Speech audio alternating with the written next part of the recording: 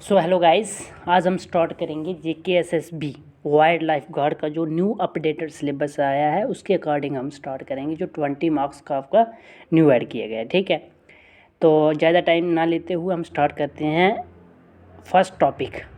ठीक है, जो आपका है types and distribution of forest and wild life resources. ठीक है, तो देखिए हमें सबसे पहले कोई भी टॉपिक स्टार्ट करने से पहले हमें पता होना चाहिए भाई इस टॉपिक में पढ़ना क्या है। ठीक है, अगर हम बात करें टाइप्स की, तो मेनली जो आपकी इसमें टाइप्स आएंगी वो आएंगी आपकी ये 3 types: reserve forest, protected forest और अनक्लास्ड फॉरेस्ट। ठीक है, और ये जो आपकी फोर्थ वन है परमानेंट फॉरेस्ट।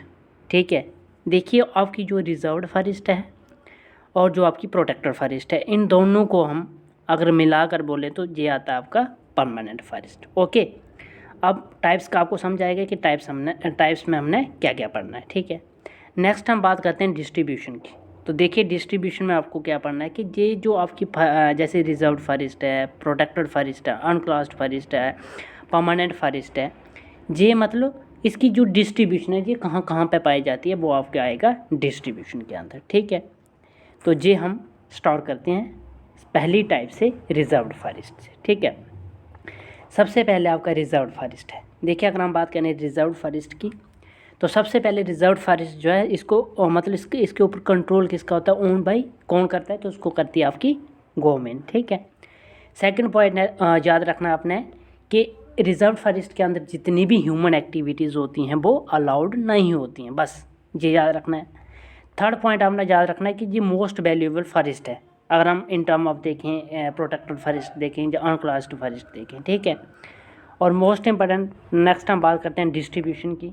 ठीक है, तो ये मेनली जो आपका डिस्ट्रीब्यूशन की बात करें तो ये constitute about more than half of the total forest land in India. ठीक है, देखिए हमारे पास जो इंडिया में जितना भी आपके फॉरेस्ट पाया जाता है उसका जो है more than half of the area जो है वो रिजर्व्ड फॉरेस्ट आपका कवर करता है। ठीक है, ये पॉइंट ये कहना चाहता है। ठीक है, और नेक्स्ट हम ये क्या है आपका डिस्ट्रीब्यूशन, तो कहाँ कहाँ पाया जाता है, JNK के अंदर, आंध्र प्रदेश के अंदर, उत्तराखंड के अंदर, केरला के अंदर, तमिलनाडु के अंदर, वेस्ट बंगाल के अंदर और महाराष्ट्र के अंदर आपका क्या है, ये आपका रिजर्व फॉरेस्ट पाया जाता है। ठीक है, तो बस आपने यही याद रखना है। ठीक है, कि सबसे पहले आपका रिजर्व फॉरेस्ट जो है, ठीक है, सबसे पहले हमने याद रखना है कि जो आपका रिजर्व फॉरेस्ट है इसको गवर्नमेंट ओन करती है। ठीक है, दूसरा पॉइंट आपने याद रखना है क्या कि इसको जो है वो इधर सभी जो ह्यूमन एक्टिविटीज़ होती हैं वो अलाउड नहीं होती है। और थर्ड पॉइंट आपने याद रखना है कि इसका जो more than half of the total forest land में से more than half of the area जो वो रिजर्व फॉरेस्ट कवर करता है। ठीक है, 3 पॉइंट हो गए।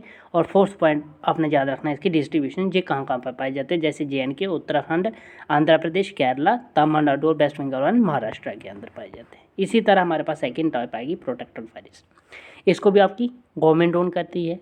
सेकंड पॉइंट आपने क्या याद रखना है, और जहाँ पे क्या होता है कि जितनी आपकी ह्यूमन एक्टिविटीज़ होती हैं वो अलाउड होती हैं प्रोटेक्टेड फॉरेस्ट के अंदर, मतलब सम ह्यूमन एक्टिविटीज़ जो होती हैं वो अलाउड होती है तब तक अलाउड की जाएंगी जब तक जो आपका जो फॉरेस्ट वो प्रोटेक्टेड फॉरेस्ट एरिया उसके अंदर मतलब किसी चीज़ को आप हार्म नहीं करते हो, तब तक होगा। ठीक है, और थर्ड पॉइंट आपने याद रखना है इसका कि दे कंस्टिट्यूट 1/3, ऊपर हमने कितना पढ़ा था, more than half of the area जो है वो रिजर्व फॉरेस्ट कवर करता है। आपने प्रोटेक्टेड फॉरेस्ट के अंदर इतना याद रखना है कि 1/3 एरिया जो है वो प्रोटेक्टेड फॉरेस्ट आपका कवर करता है। उसी तरह आपका फोर्थ पॉइंट आ गया डिस्ट्रीब्यूशन, तो कहाँ कहाँ पाया जाता है, हरियाणा के अंदर, उड़ीसा के अंदर, पंजाब के अंदर, बिहार के अंदर, हिमाचल प्रदेश और राजस्थान के अंदर।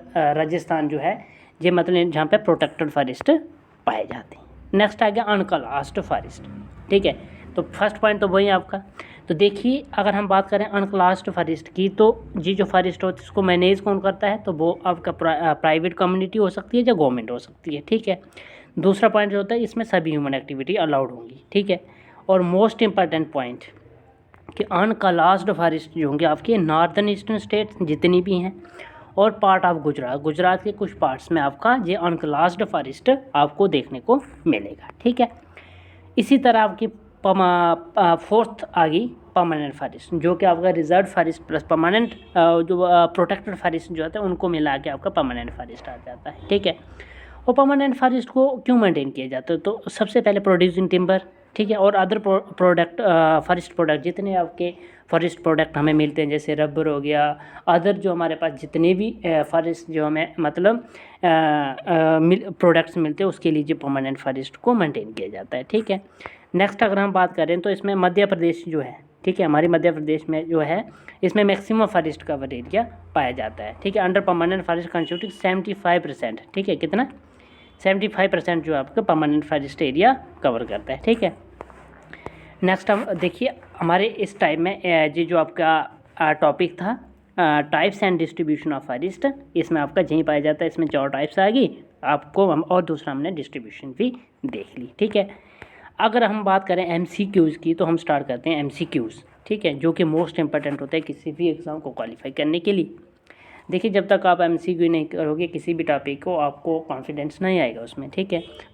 तो हम स्टार्ट करते हैं आपका आज का MCQ जो है types and distribution of forest and biodiversity resources के ऊपर।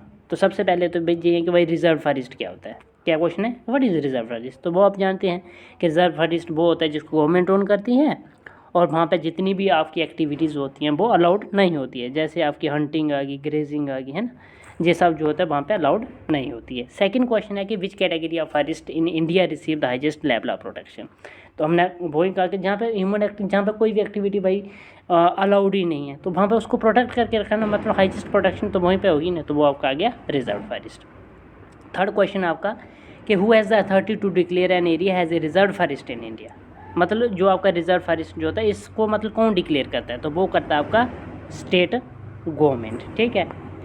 नेक्स्ट अगर हम बात करें फोर्थ क्वेश्चन, तो under which act are reserved forest protected in India, तो वो आपका आया इंडियन फॉरेस्ट एक्ट 1927। ओके। इसी तरह आपका फिफ्थ क्वेश्चन आ गया कि but percentage of India total forest area is classified as a reserve forest. तो जी वही याद रखना आपका, अबाउट 51% एरिया जो है वो रिजर्व्ड फॉरेस्ट आपका कवर करता है।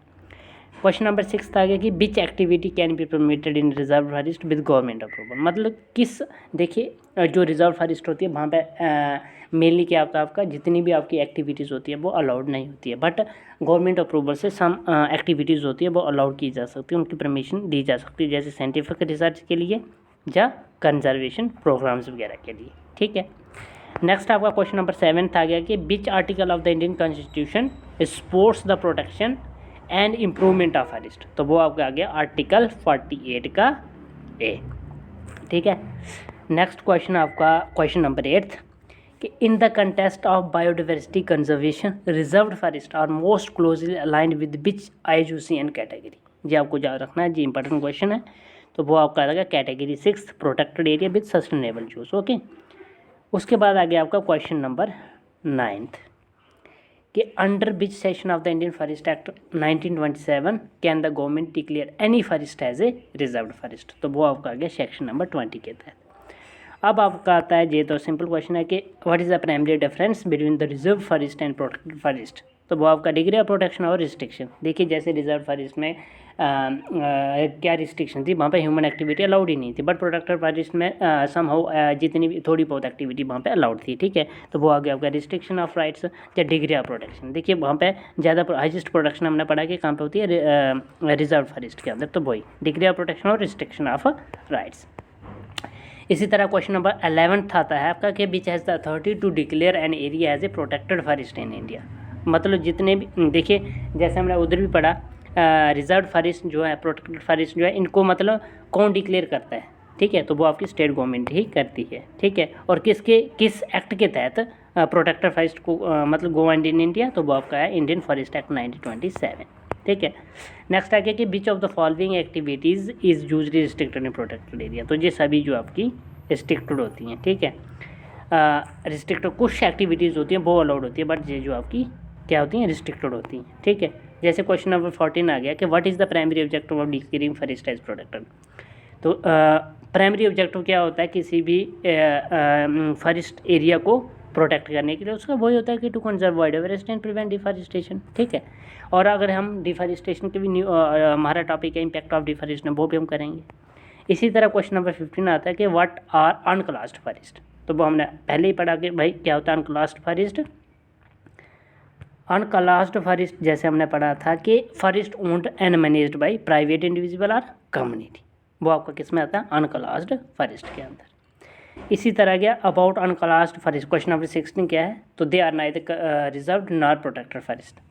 मीन्स क्या मतलब हुआ इसका?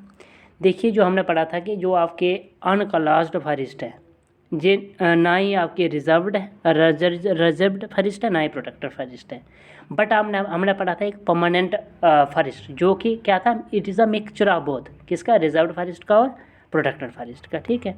इसी तरह क्वेश्चन नंबर 17 आ गया कि in which region of India are unclassed forest more commonly found. तो हमने देखिए क्वेश्चन नंबर 17 जो दिया हुआ है कि हमने देखा था कि अनक्लास्ड फॉरेस्ट जो आपके नॉर्थ ईस्टर्न स्टेट में पाए जाते हैं, और उसके साथ हमने एक चीज़ और बोली थी कि ये मतलब गुजरात के कुछ हिस्से में पाए जाते हैं, ठीक है, ये याद रखना है, मोस्ट इंपॉर्टेंट क्वेश्चन है जी।